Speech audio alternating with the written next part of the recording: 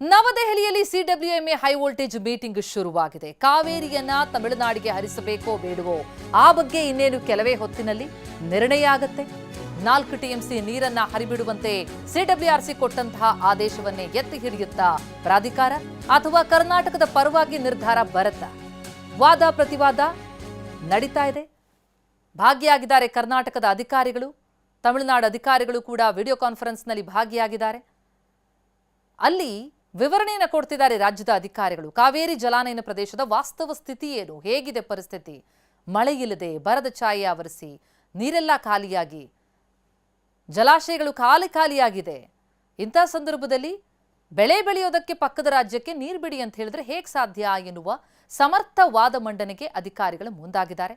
ಈಗಾಗಲೇ ರಾಜ್ಯ ಸರ್ಕಾರ ಸಿಡಬ್ಲ್ಯೂಆರ್ಸಿಗೂ ಕೂಡ ಸ್ಪಷ್ಟಪಡಿಸಿತ್ತು, ನೀರು ಬಿಡೋದಕ್ಕೆ ಸಾಧ್ಯ ಇಲ್ಲ ಅಂದಿತ್ತು. ಅಷ್ಟಾಗಿಯೂ ಕೂಡ 3,500 ಕ್ಯೂಸೆಕ್ಸ್ ನೀರನ್ನು ನಿತ್ಯ ಒಟ್ಟಾರೆ 15 ದಿನಗಳ ಕಾಲ ಹರಿಬಿಡಬೇಕು ಎನ್ನುವಂಥ ಸೂಚನೆಯನ್ನು ಸಿಡಬ್ಲ್ಯೂಆರ್ಸಿ ಕೊಟ್ಟಿತ್ತು.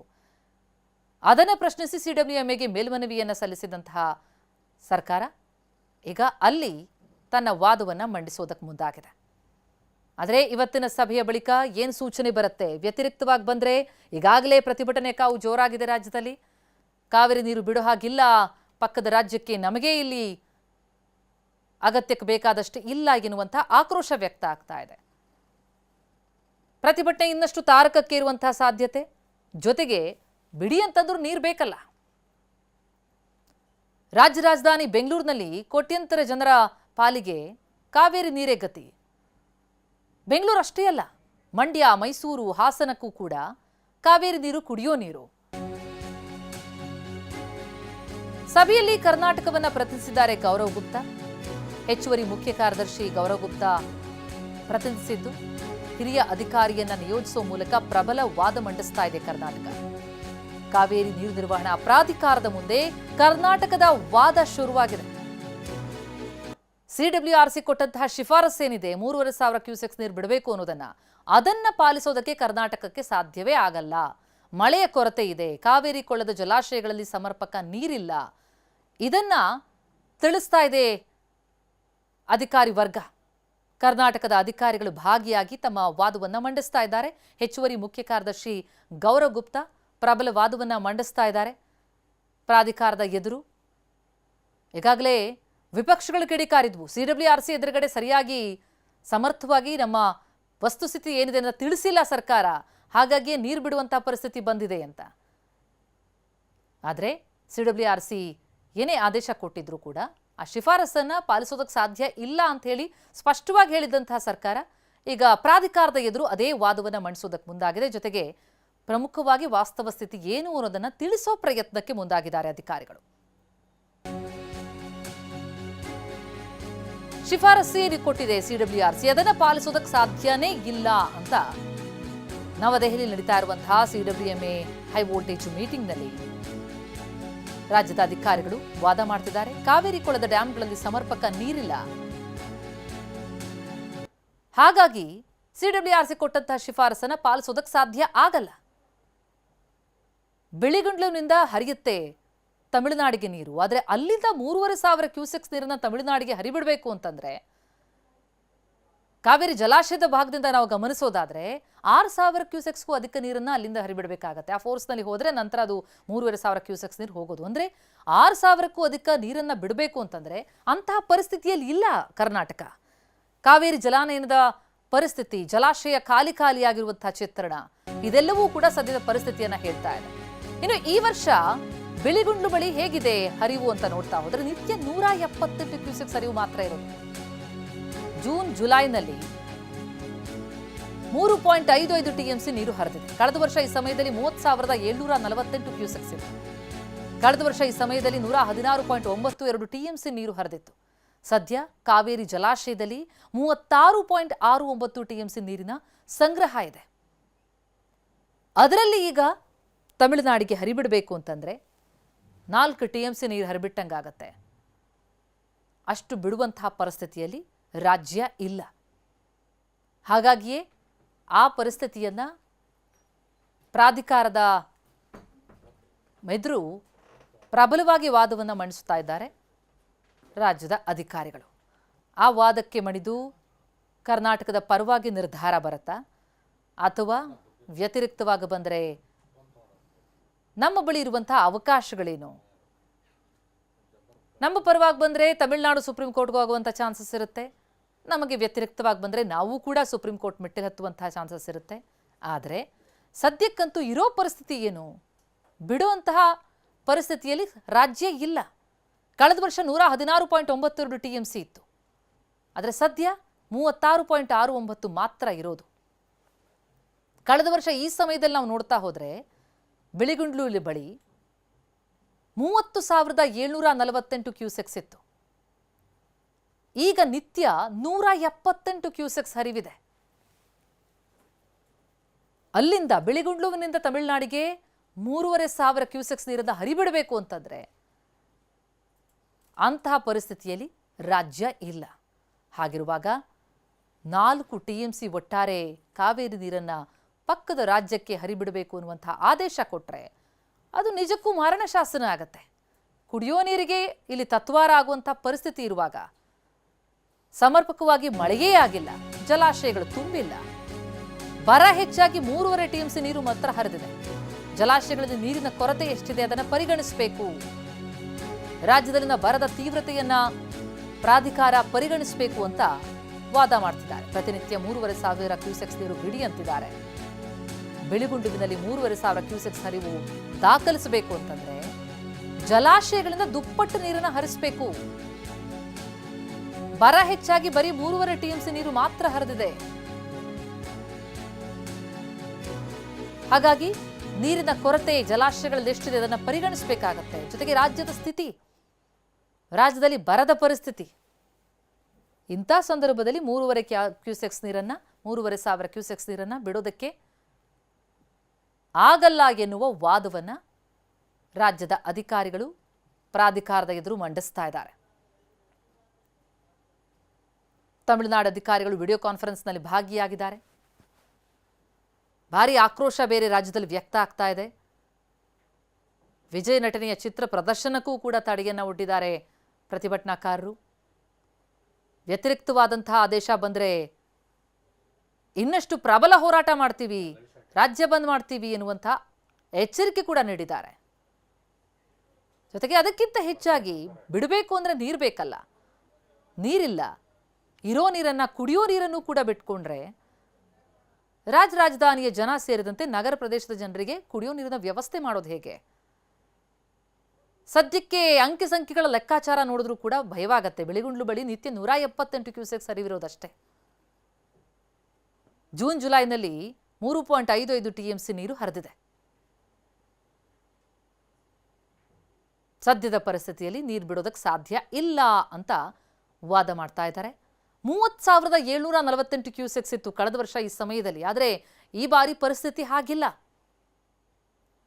ಕಳೆದ ವರ್ಷ ಈ ಸಮಯದಲ್ಲಿ 116.92 TMC ನೀರು ಹರಿದಿತ್ತು. 36.69 TMC ನೀರಿನ ಸಂಗ್ರಹ ಇದೆ ಕಾವೇರಿ ಜಲಾಶಯದಲ್ಲಿ.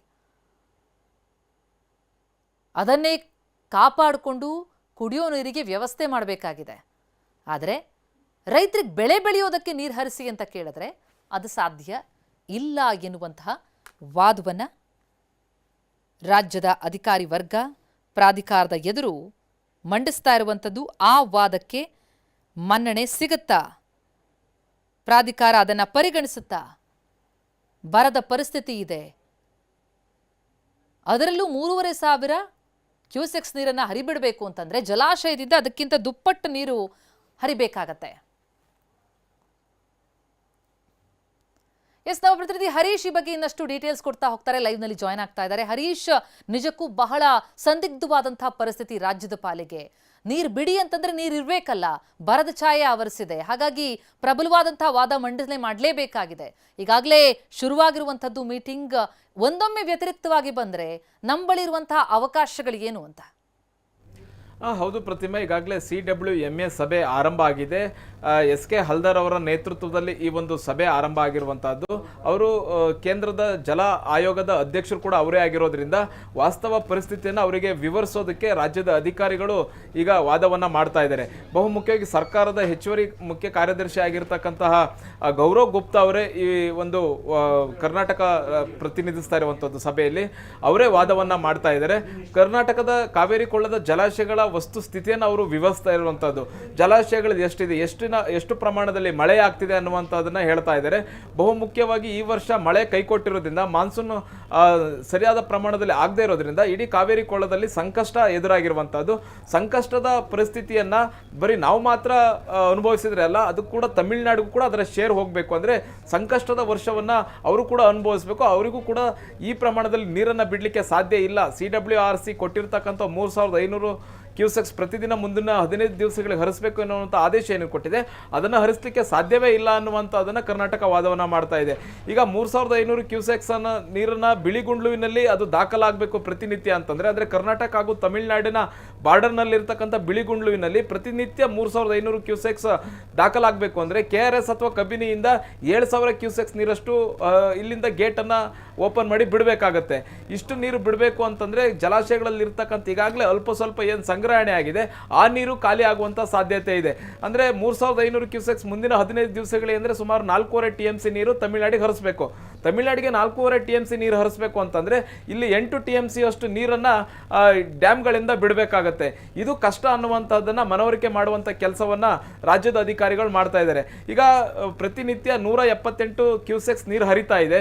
ಮಳೆ ಇಲ್ಲದೆ ಇರೋದ್ರಿಂದ ಇಷ್ಟು ಪ್ರಮಾಣದಲ್ಲಿ ಕಡಿಮೆ ಪ್ರಮಾಣದಲ್ಲಿ ನೀರು ಹರಿತಾ ಇರುವಂತಹದ್ದು. ಈಗ ಜೂನ್ ಮತ್ತೆ ಜುಲೈನಲ್ಲಿ ಕರ್ನಾಟಕ ತಮಿಳುನಾಡಿಗೆ ಹರಿಸಬೇಕಾದಂಥದ್ದು ಸುಮಾರು 40 TMC ನೀರನ್ನ, ಅಂದ್ರೆ ವಾಡಿಕೆಯಷ್ಟು ಮಳೆ ಆಗಿದ್ರೆ, ಅಂದ್ರೆ ಯಾವುದೇ ಸಮಸ್ಯೆ ಇಲ್ಲದೆ ಮಾನ್ಸೂನ್ ಸರಿಯಾಗಿ ಬಿದ್ದಿದ್ದೇ ಆಗಿದ್ಲಿ 40 TMC ನೀರನ್ನ ನಾವು ತಮಿಳುನಾಡಿಗೆ ಹರಿಸಬೇಕಾಗಿತ್ತು. ಆದ್ರೆ ಅಷ್ಟು ಹರಿಸಲಿಕ್ಕೆ ಸಾಧ್ಯ ಆಗಿಲ್ಲ. ಕೇವಲ 3.5 TMC ಅಷ್ಟು ನೀರು ಮಾತ್ರ ಈಗ ಬಿಳಿಗುಂಡ್ಲುವಿನ ಮೂಲಕ ತಮಿಳುನಾಡಿಗೆ ಹರಿದಿದೆ.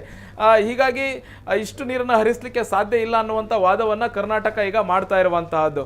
ಬಹುಮುಖ್ಯವಾಗಿ ಕಳೆದ ವರ್ಷ ಹೆಚ್ಚು ಮಳೆ ಆಗಿದ್ರಿಂದ 150 TMC ಹೆಚ್ಚುವರಿ ನೀರು ತಮಿಳುನಾಡಿಗೆ ಹೋಗಿರುವಂತಹದ್ದು. ಕರ್ನಾಟಕ 177 TMC ಅಷ್ಟು ನೀರನ್ನ ವಾರ್ಷಿಕವಾಗಿ ತಮಿಳುನಾಡಿಗೆ ಹರಿಸಬೇಕು.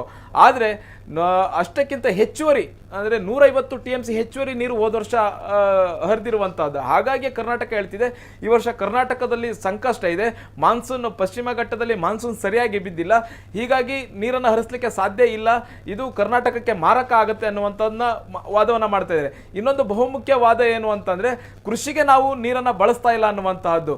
ಭವಿಷ್ಯಕ್ಕೆ ಬೇಕಾದಂತಹ ಕುಡಿಯೋ ನೀರಿನ ವ್ಯವಸ್ಥೆಯನ್ನ ನಾವು ಕಾಪಾಡ್ಕೊಳ್ಬೇಕಾಗಿದೆ. ಹಾಗಾಗಿ ನಾವು ಕುಡಿಯೋ ನೀರಿಗಾಗಿ ನಾವು ಇರ್ತಕ್ಕಂಥ ಜಲಾಶಯಗಳಲ್ಲಿ ಶೇಖರಣೆ ಆಗಿರ್ತಕ್ಕಂಥ ನೀರನ್ನು ನಾವು ಭವಿಷ್ಯಕ್ಕೆ ಉಳಿಸ್ಕೊಳ್ಬೇಕಾಗಿದೆ.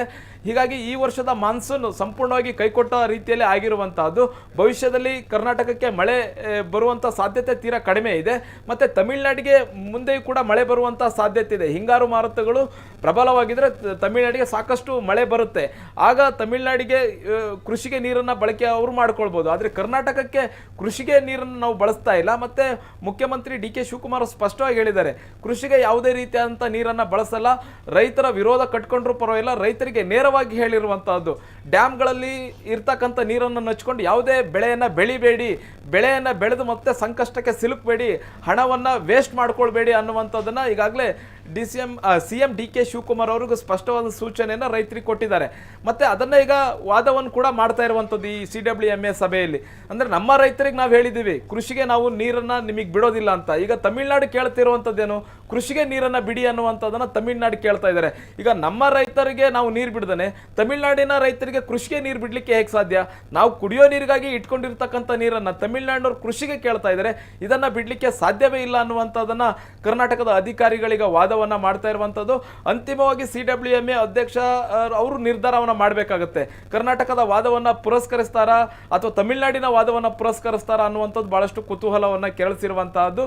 ಮತ್ತೆ ಮುಂದೆ ಮಳೆ ಆಗುವಂತ ಯಾವುದೇ ನಿರೀಕ್ಷೆಗಳು ಕೂಡ ಕರ್ನಾಟಕದಲ್ಲಿ ಇಲ್ಲ. ಹೀಗಾಗಿ ಎಲ್ಲವನ್ನು ಕೂಡ ಗಮನಿಸಿ CWMA ಕೊಡುವಂತಹ ನಿರ್ಧಾರ ಬಹಳಷ್ಟು ಮುಖ್ಯ ಆಗುತ್ತೆ. ಈಗ CWMA ಕೊಡುವಂತಹ ಆದೇಶವನ್ನ ಕರ್ನಾಟಕ ಪಾಲಿಸಬೇಕು, ಪಾಲಿಸಬಾರದು ಅನ್ನುವಂಥದ್ದನ್ನು ಕೂಡ ಕರ್ನಾಟಕದ ಅಧಿಕಾರಿಗಳು ಮತ್ತು CM ಕೂತು ಚರ್ಚೆ ಮಾಡಿ ನಿರ್ಧಾರವನ್ನು ಮಾಡಬೇಕಾಗತ್ತೆ. ಒಂದು ವೇಳೆ CWMA ಆದೇಶವನ್ನು ಪಾಲಿಸ್ಲಿಕ್ಕೆ ಸಾಧ್ಯ ಇಲ್ಲ ಅಂತಂದಾಗ ಸುಪ್ರೀಂ ಕೋರ್ಟ್ಗೆ ಮನವಿಯನ್ನು ಮಾಡುವಂತಹ ಸಾಧ್ಯತೆ ಇದೆ. ಕರ್ನಾಟಕದ ಕರ್ನಾಟಕ ಸುಪ್ರೀಂ ಕೋರ್ಟ್ಗೆ ಮನವಿಯನ್ನ ಮಾಡಬೇಕಾಗುತ್ತೆ. ಅಂದ್ರೆ CWMA ಕೊಟ್ಟಿರುವಂತಹ ಆದೇಶ ಏನಿದೆ ಇದು ಅವೈಜ್ಞಾನಿಕವಾಗಿದೆ.